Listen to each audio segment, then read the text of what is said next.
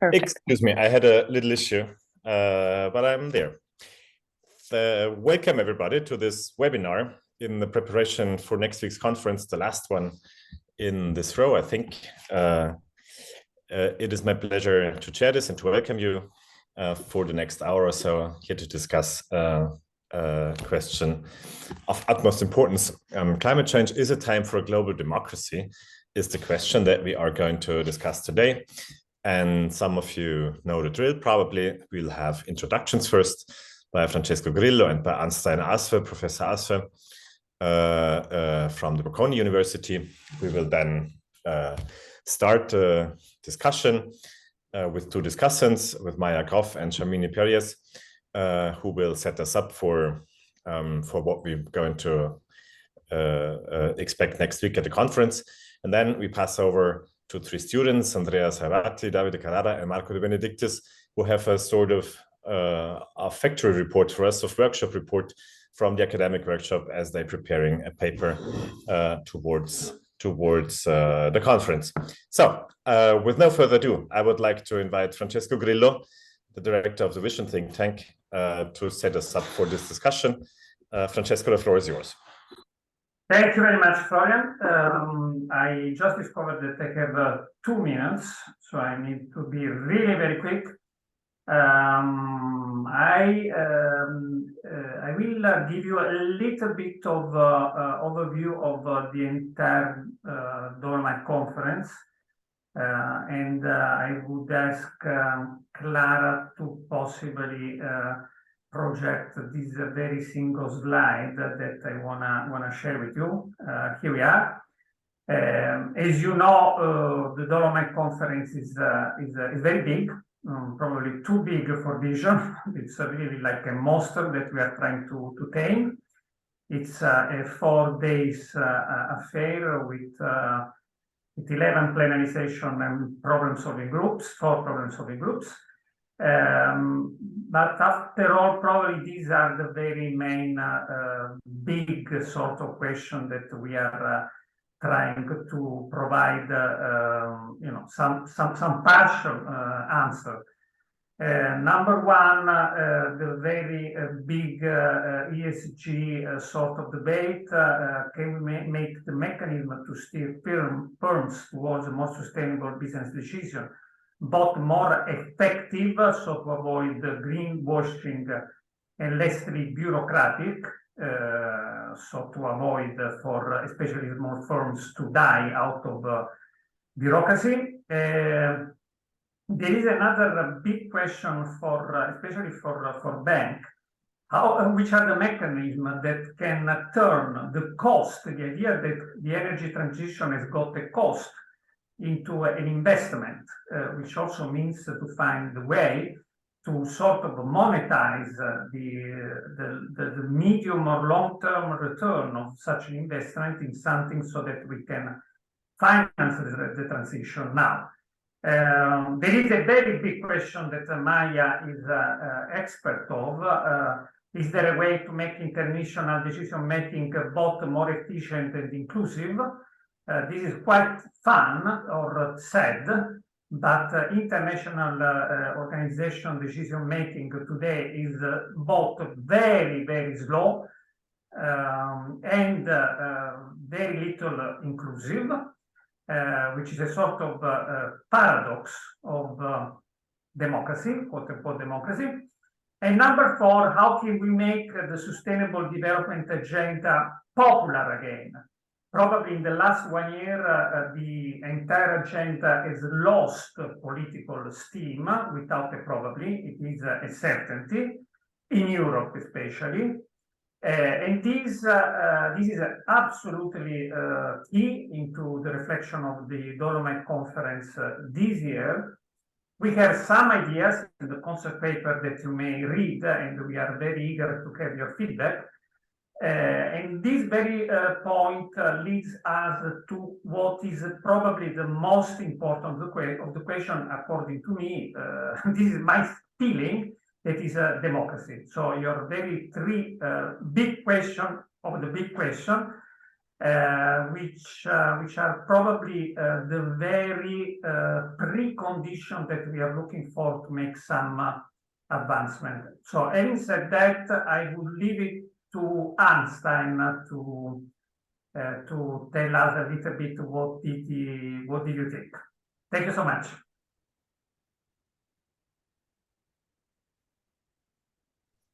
Yes, please. Thank you very much.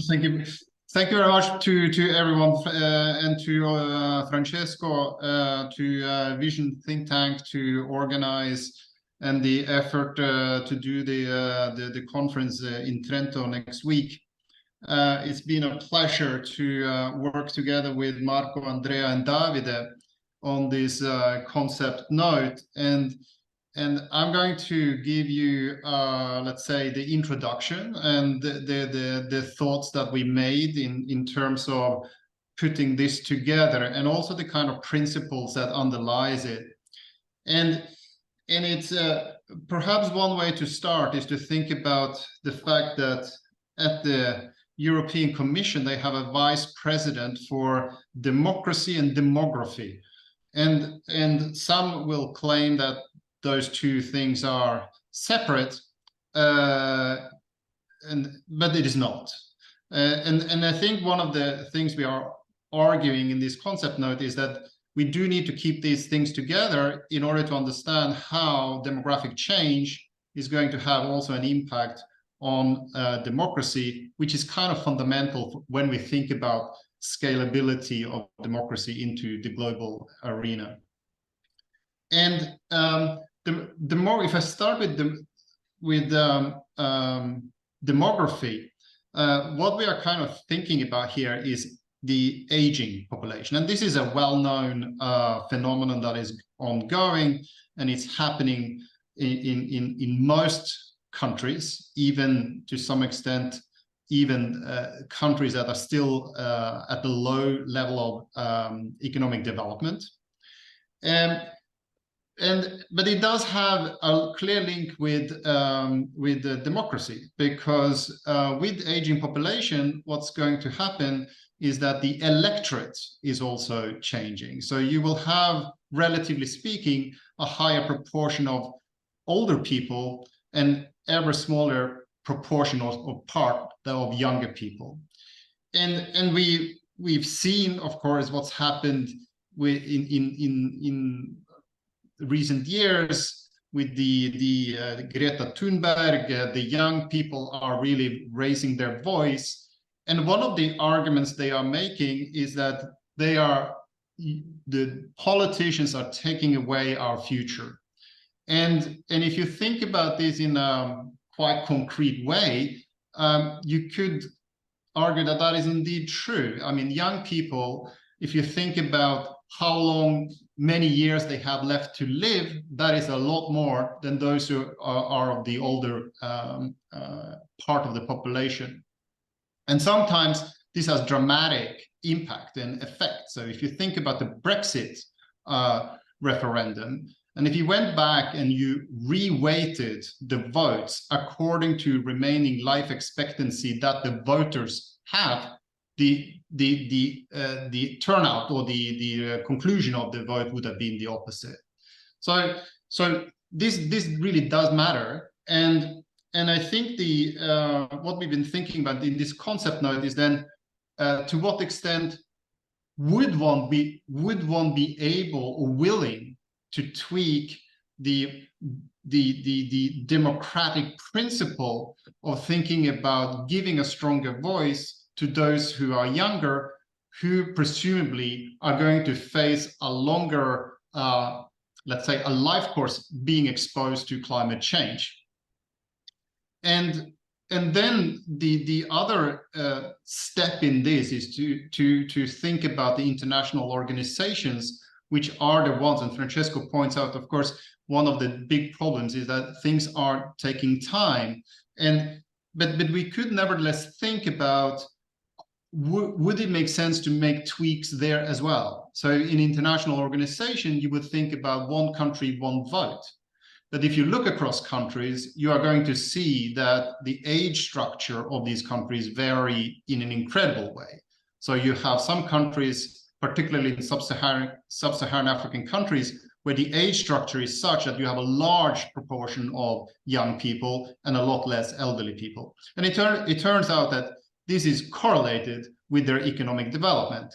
And we know, we've seen in the news how they are now trying to demand a voice in the debate of climate change, because they feel that they are on the receiving end of rich countries reaping, let's say, the benefit of a long period of economic growth, whereas they've been lagging behind. And the final thing here is to think about how do we then go about making these international institutions and organizations more effective in terms of taking on board those kind of preferences that comes through demographic differences. I think that the question that is being posed for these three students is a very big one and not an easy one at all. And I think this webinar is a great opportunity for us to learn a bit more and get comments and views in order to make improvements and make a strong concept note for the conference next week. Thank you.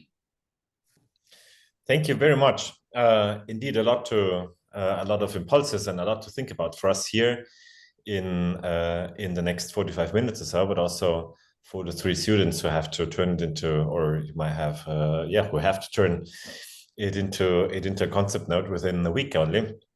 I would love to make their lives a little bit easier, and would like to ask both Maja and Sharmini, one after the other, of course, to share with us their initial comments and their initial thoughts on what we've just heard on these three issues, on how to make sure the young generation is well represented, how demography plays into all of this.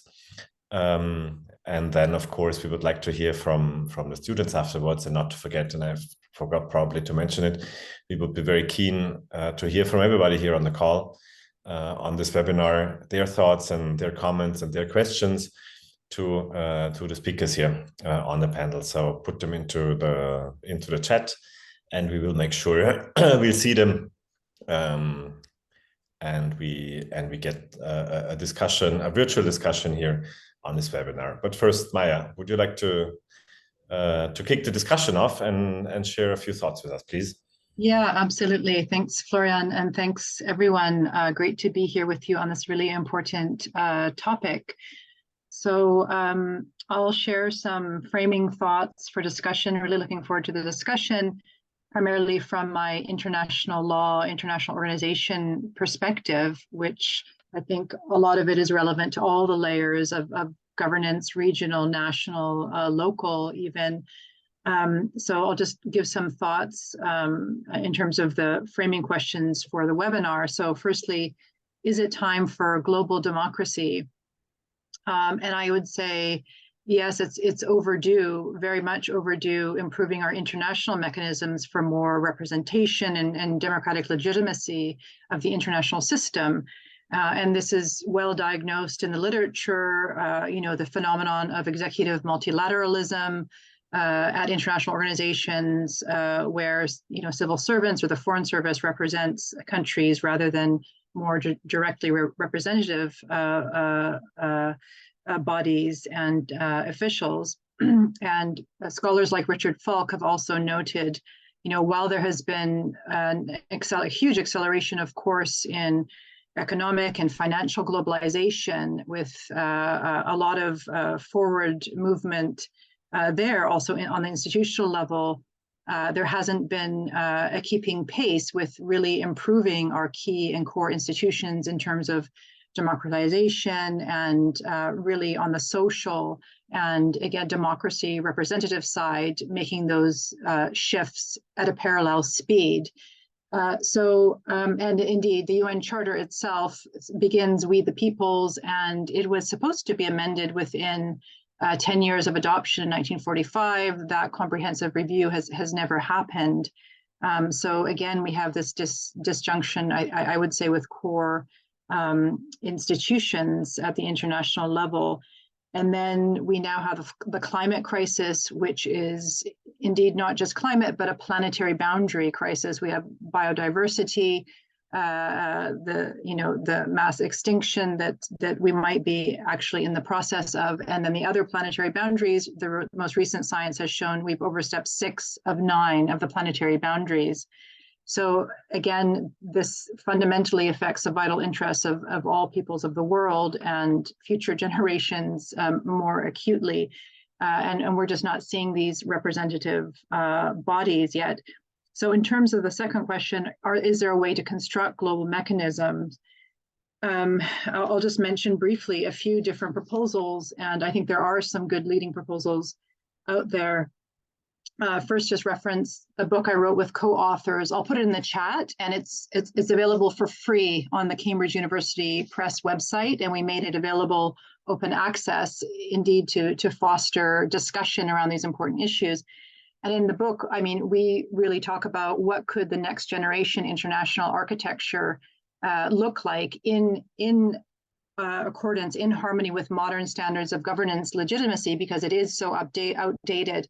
So key to that would be more representative parliamentary legislative bodies at the international level.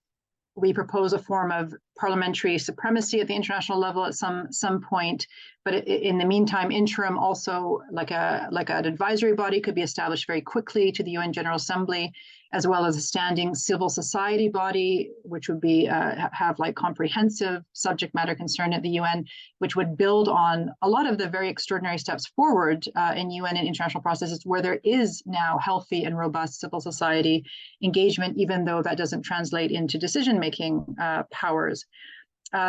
So we also talk about scientific and other bodies that are absolutely fundamental to guide good policy and legislative processes that we should ensure would be available at the international level.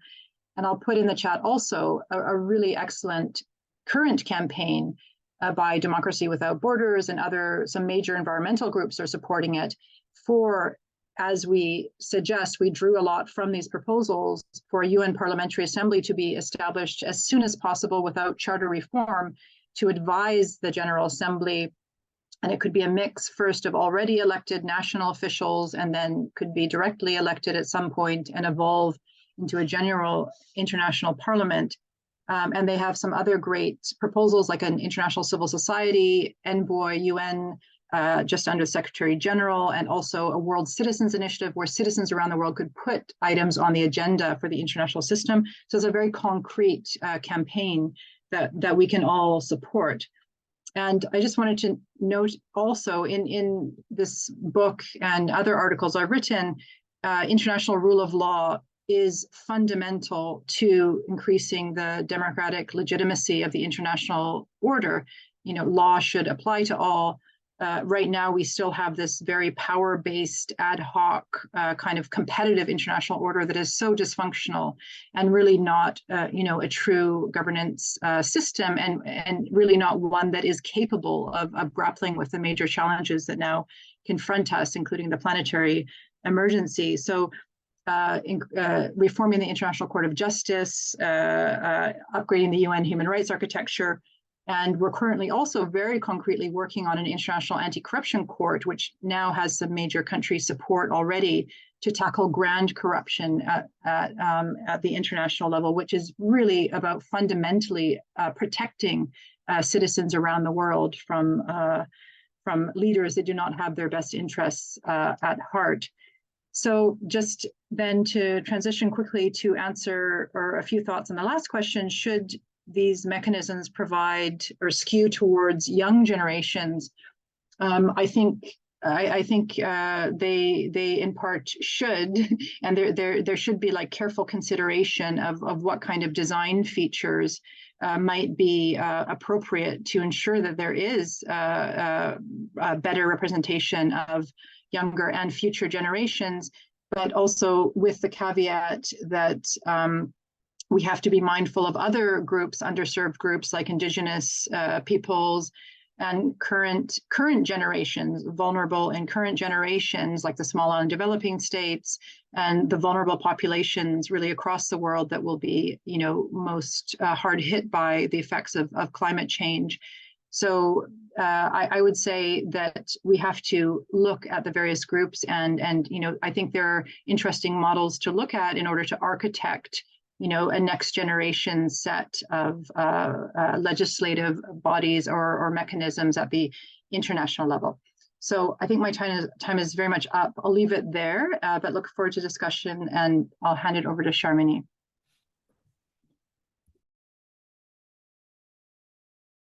Yeah, please do. You don't need me, guys, to hand it over. Sharmini, good morning to you, and we're all curious to hear from you. Thank you, Florian, and thank you, Maja, and thank you to Francesco, his team, and also Andrea and Marco and Davide, who have put this statement together along with Arnstein. I think it's really fabulous questions that are being posed, particularly because I have been somewhat preoccupied recently with given that I'm from the Institute for New Economic Thinking based in New York here, the intersection between economic, civil society, and media, and how we are interacting with the groundswell of activism out there, and where millions of people are concerned, marching to express and assert their democratic will for climate action. And you saw last week that there was 77,000 people on the streets of New York. This has not been the height of climate activism in the past. I think in 2019, when Greta Thunberg was quite involved in the New York and General Assembly meetings and movements, social movements, much more engaged. I think we had millions more. There was in a place like New York, where there's 8 million residents in the city, and over 18 million if you take the boroughs into consideration. You have something more like 18 million. I thought there would be a larger gathering of protests. Also, we should factor in that other cities across the world were also having demonstrations. But I think it's important for us to note that there's been a lack of trust on the part of the civil society gathering, demonstrating, exercising their will, and how it is actually being received by the people in decision making, situated in decision making bodies. As great as the United Nations have been, and particularly Secretary General Guterres, in terms of hearing, receiving, animating the IPCC reports in every opportunity he's had, I think most of us are feeling that both the United Nations, the states, various member states, and governing bodies aren't acting urgently enough on the matters at hand that really needs to take, what the civil society is saying to them with greater seriousness and act with the urgency, particularly given that we were experiencing such huge indicators in terms of our planetary boundaries this past summer and the summer before, and the winters as well. I had the privilege of being in the Alps this past June, and I realized that a lot of the experiences that people in the global north are having in terms of the ice caps melting and economies getting totally displaced as a result, basically ski slopes turning into mudslides and so forth. And so the action on the part of international governance bodies as well as states are not sufficient, are not urgent enough, not dramatic enough, not bold enough. So I think we have to make sure that we find ways to exercise our democratic will even more boldly. So the question is why? Why is this falling on deaf ears, inaction, and not enough bold action? Organizations like the Global Governance Commission that Maja spoke to has come out with some amazing proposals for those bold actions. It's a convention on climate, how to enact the convention's UN framework and the convention on climate change. But there's been really, I must say, I was in New York last week for the climate summit. There were some wonderful conferences and conversations going on, but that, fire in the belly that's necessary for action has dissipated.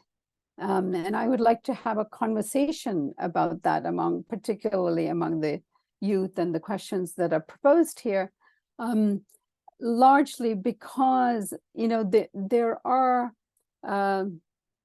as you know, there's quite a few court cases that are going on at the moment, from Montana to even here in Ontario, Canada, where I'm sitting, where young people have taken to the courts and successfully arguing that their future has been compromised, their future is at stake, their health is at stake, and we are responsible for that.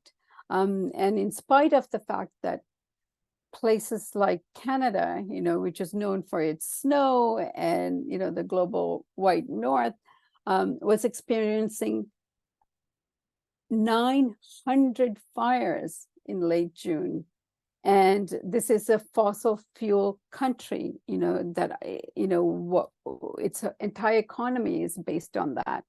And yet, in spite of the demonstrations, in spite of civil society action, in spite of good academic work being done, in spite of having Naomi Klein with us here in Canada, one of the biggest advocates on the climate issue, it's falling on deaf ears. There's no action on the part of the governments. So governments, both internationally, nationally, are responsible. And I think, this is a very timely conversation as a result. And one of the things that we should take into account is something that Al Gore, who won the Nobel Peace Prize, along with the IPCC, had said to the New York Times, and I don't know whether you had a chance to tune into what was being said. He says that the states are captured, politicians are captured by the fossil fuel industry. He says that it's steeping into institutions of the United Nations as well, where they now have a seat at the table as stakeholders. And while I could support an initiative that, takes into consideration that we all have to be engaged and active in solving this great crisis of our time, there's a lot of people that are opposed to the stakeholder participation at COP meetings and so on. Now there's been instruction given to declare themselves if they're representing fossil fuel companies, but is that enough? The demonstration that Al Gore was talking about, which is state capture and how the United Nations is also in the process of being captured. We need to take these into serious consideration as a part of our governance structures and address them head on. So with that, I'm going to leave it to the students participating, because I think it's really critical. And I support in various ways as does studies and research, that the next generation really needs to be active participants at the table in moving forward in terms of governance. Thank you very much, Sharmini, for those thoughts, to both of you, Maja and Sharmini. I think that prepared the ground very well for the discussion among the students. Now, Andrea, Davide, Marco, we put you in alphabetical order here on the lineup. I don't know whether that's the way you want to weigh in, the order of things, the order of in which you want to weigh in, or whether you prepared something else. But we'd all be very curious, I think, to hear from you how the work is going. What's your thought and what's your initial takeaways from this half hour of presentation and discussion? Floor is yours. You organize yourself, guys. I can start if you want, if you can hear me well. Hi, everybody, and thank you. And I just wanted to ask thank Professor Aassve for staying with us and helping with us with the concept paper. It's been a great help. And just to talk about what has previously said about it, I wanted to focus a little bit on the national problems about democracy and the demography problems that don't help democracy in general, because we talked a lot about how to institute a global governance, but I think that there's a lot of problems also at national levels. I don't know if I'm talking from Italy, which is a country that is experiencing aging particularly, but I really don't feel represented by the political arena in general, and I think that this is some way kind of common ground from my peers all around the world, but in Europe especially, and this is a topic of interest also because I know, for example, that last year a group of students won a policy competition for students, let's say, with a proposals on introducing youth quotas on the European Parliament, because they were not felt represented, because they went to vote and they saw that the politicians had an age that were much greater than theirs. So I mean, the European level, it's probably in between national and international organization level, but we can use it as an example to say that, yes, of course, there are international organization problems for what regards the governance of climate change, but first we have to solve the national and the kind of smaller international problems as well, because otherwise I don't think we can find new mechanisms, new ways, even though the ideas are great. We have to start, I guess, from this side, and there are some proposals we thought about. Of course, the youth quotas are would be a great achievement. I mean, obviously, quotas can have some advantages and disadvantages. We all know that, but it's kind of a proposal. But something much easier would be lowering the voting age to 16 years old, for example.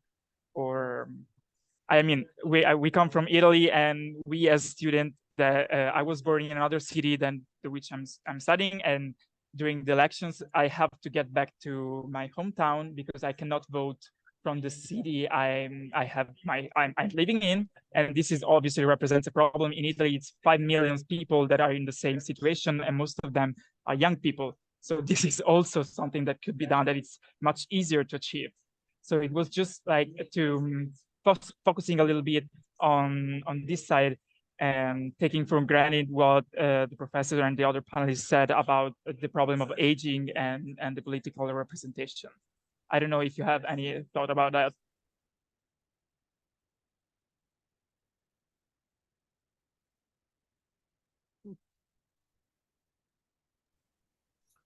That was, I think, a question who wants to, is there anybody who wants to take that question from our panelists?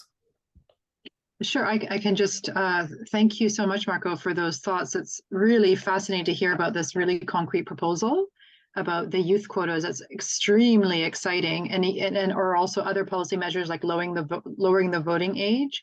It's really brilliant that this is ongoing and an active discussion.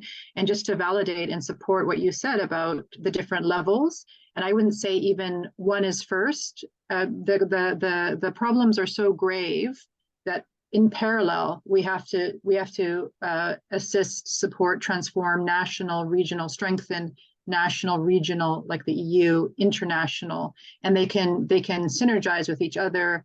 You know, there can be cross-fertilization of ideas and thinking. So I think all need to happen in parallel to really enhance our governance systems generally.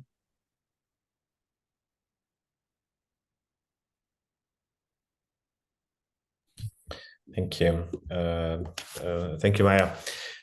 Is there? I would like to open the discussion to well, the wider audience, I say, to the rest of us here who haven't said anything so far, unless Marco, you wanted to continue, or your friends wanted to weigh in too. Anyways, whether or not, I would like to invite you to come up with your questions. People on the call here on the webinar, you can put them on the chat. I think that would be the easiest way to ask them, and we'll get to them as we can. I guess we can see the questions. Otherwise, I'll make sure we are there. So please go ahead. Any questions, remarks, observations?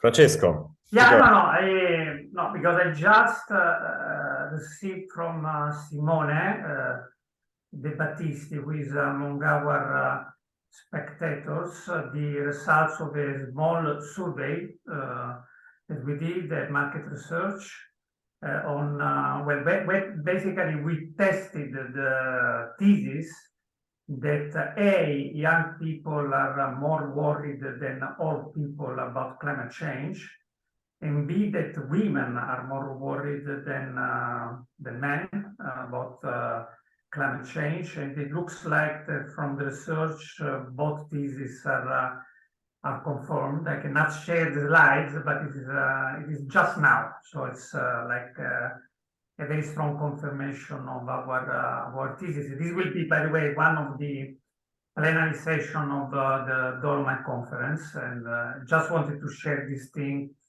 with you because I just got the research conclusion 2 minutes ago. Very interesting. Thank you. Andrea, please. No, I would like to point an opposite point, let's say, because in our paper we point out some example of academic research and political cases in which, as Professor Aassve said, for example, Brexit, the contraposition between youth and the old electors was quite impressive and quite linear, let's say. But we also found other articles that not find a proper linear correlation between age and climate sensitivity. And in particular, that said that it's the middle age part of the population that it's the less sensitive. And then in the old part, maybe for something related with values, or I don't know, it was not specified, the sensitivity for environment and climate increased again. So just I think it's interesting not to imagine that it's a linear correlation, but it can be also a curve correlation between age and the environmental and climate sensitivity. Yeah, thank you, of course. Any other contributions here from the panel? Any answers, any observations? Or from people on the chat again? I have a question for our youth or young academics here, and thanks a lot, Andrea, about the note that it's not always linear, that youth or that the older generations seem to be more sensitive to environment issues, and the young, if I understood, and according to some studies. So that's really fascinating. And again, it also shows some of the complexity in trying to have, you know, re-architected sort of democratic facilities or mechanisms, but extremely interesting. But just so a question about, firstly, you know, are there statistics about when the voting age is reduced, or in terms of youth engagement in going to vote? You know, is there also like a very concrete demand from youth in general? Is there, because I remember here looking at statistics from the US where the younger generation, I mean, it's very variable, the amount that younger populations maybe come out to vote, for example. So like what is needed also to support young people to get more engaged and truly, you know, think about issue and truly be able to represent their generation and hopefully future generations too. But also some of these systemic issues that are undermining our democracies, like money in politics, misinformation, or you know, media concentration, lack of investment in our education systems properly. What about some of these also systemic issues? Do you think that youth can also, you know, or your younger voters or representative, can they really champion also, you know, really tackling these systemic issues that are undermining our democracies generally?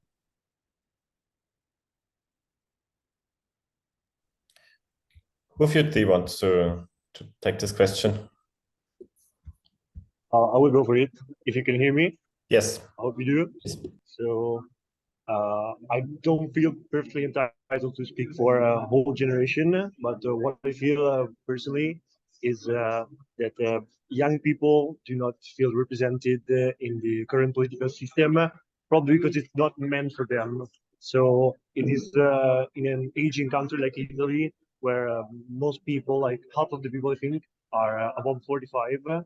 It is not remunerative from a political perspective to bet on young people, and the political parties would rather try to please like pension funds and this kind of thing to please the people above 45, above 50, rather than aiming at young people. So I think it's partly up to us to change this, but at the same time, it's difficult for us to get involved into politics, and we're probably sons of a political system that was born before us.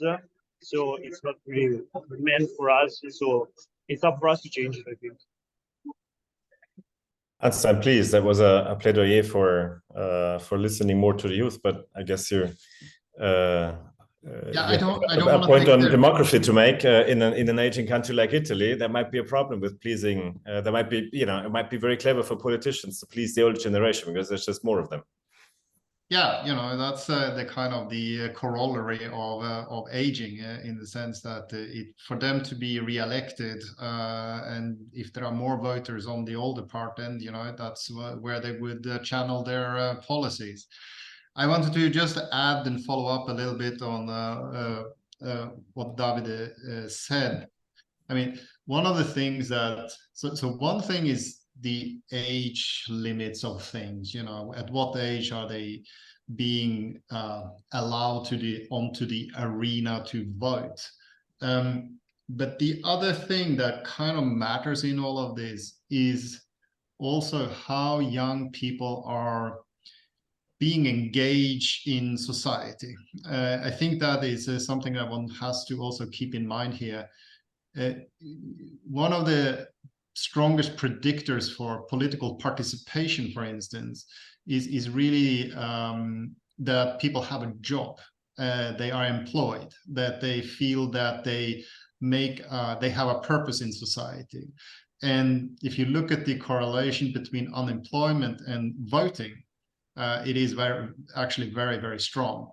And so part of the problem in Italy, or an additional problem in Italy, for instance, is that you have these very high youth unemployment rates. So one policy measure is really to lower the age when you can go and vote, but there is a bigger or additional aspect here, that you need to have these young people engaged somehow in society in order to make them participate and vote, and also get more engaged in the issues that are here with the climate change. So I just wanted to add on to that. Thank you for that observation. I can't see any hands up here. Oh, I see a hand up live. That's even better. Sharmini, please. Okay. So I just wanted to point out that there is a Stanford study that was conducted that some of you may know about. And it was, hold on for a second, let me get this out of the way. So it was a study called the Survey of Investors, Retirement Savings, and ESGs. And it basically studied the way in which the younger generation and the older generation votes when it comes to corporations and their investments. And what it found was that there was a great generational divide, because older people are mostly interested in making as much money as possible in terms of their investments now, because they're retired or they need the income and they've been relying on it, because we as a society has driven them into investing their retirements in the markets. And the younger generation, of course, is concerned about the present, their health, much more politically engaged in terms of the climate crises, and want their future secured. And so they vote for more, green investments, and they want companies to act on them. So that there is a substantiated study that actually reinforces what you had raised here as, young democratic participants, I should say.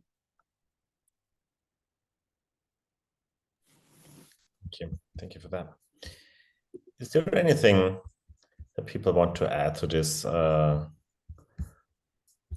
Marco, you perhaps, Davide? I have a question. Yeah, I have a question. Since okay, no, it is a question about the scalability of democracy, no? Which is quite key, I suppose, because here we have liberal democracies, and we have countries like China. By the way, there are 3 countries: China, the Vatican, and probably Saudi Arabia, that do not have election. But now Saudi Arabia they have some election at the local level. I may be wrong, but in any case, Vatican and China are among the 3 only countries that do not have a general election, as such. The Pope is not voted, and Xi Jinping too. So when we talk about the scalability of democracy, are we talking? Which democracy are we talking about? Are we talking about the liberal democracy that, by the way, comes with many different versions, because Switzerland is quite different from Italy? Are we talking, and by the way, the constitution of the Popular Republic of China, which is a big part of the question that we are talking about, actually says that China is a dictatorial democracy based on the will of people and led by the Communist Party. So they perceive themselves as a democracy because they have a political debate within the party. We are talking about an extreme, but it's still. So what kind of democracy are we talking about here?